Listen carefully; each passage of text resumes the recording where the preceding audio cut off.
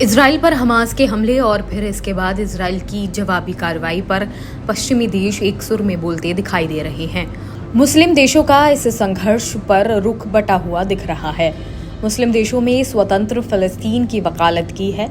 Israel की कड़ी आलोचना करने से वे बचते दिखाई दे रहे हैं।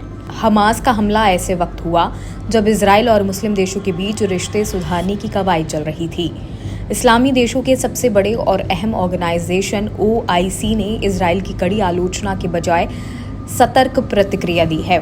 संगठन ने कहा है कि वह फलस्तीन में इजराइल की कब्जा की गई जमीन पर उसकी सैन्य कार्रवाई से चिंतित हैं। इसने सैकड़ों लोगों को शहीद किया है और बड़ी तादाद में फलस्तीन लोगों को घायल किया है। लेकिन OIC के एक अहम सदस्य संयुक्त अरब अमीरात ने इस हिंसा के लिए फलस्तीनी चरमपंथी संगठन हमास को जिम्मेदार ठहराया है। साथ ही हमास और इजराइल के बीच चल रहे युद्ध को UAE के विदेश मंत्रालय ने चिंता जताई है और दोनों तरफ के नागरिकों को सुरक्षा देने की बात कही है। तुर्की का नरम रुख।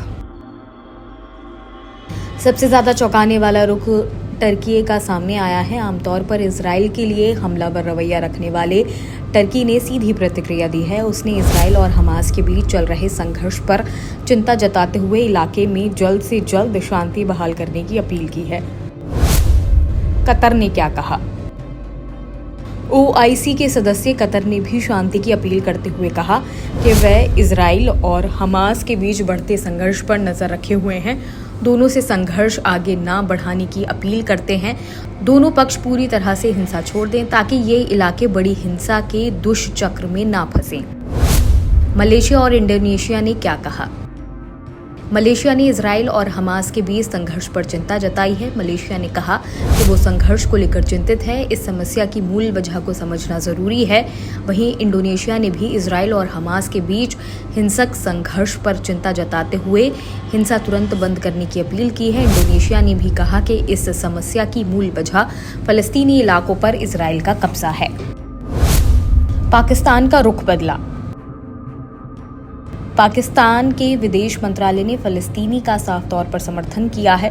पाकिस्तान फलस्तीन के समर्थन में खड़ा है और इजराइल की कब्जा करने वाली सेना की हिंसा और अत्याचार को खत्म करने की अपील करता है।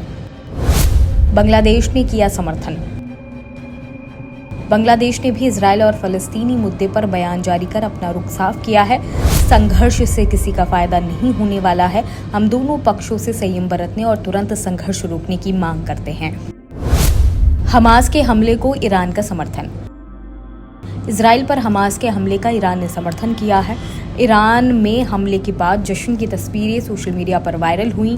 इसके बाद ईरान ने कहा कि इजराइल के खिलाफ ऑपरेशन यहूदियों की युद्ध को बढ़ावा देने और दहशत फैलाने वाली नीतियों के खिलाफ स्वाभाविक प्रतिक्रिया है। फिलहाल इस खबर में सिर्फ इतना ही। बाकी और खबरें देखने के लिए जुड़े रहिए जनसत्ता के साथ।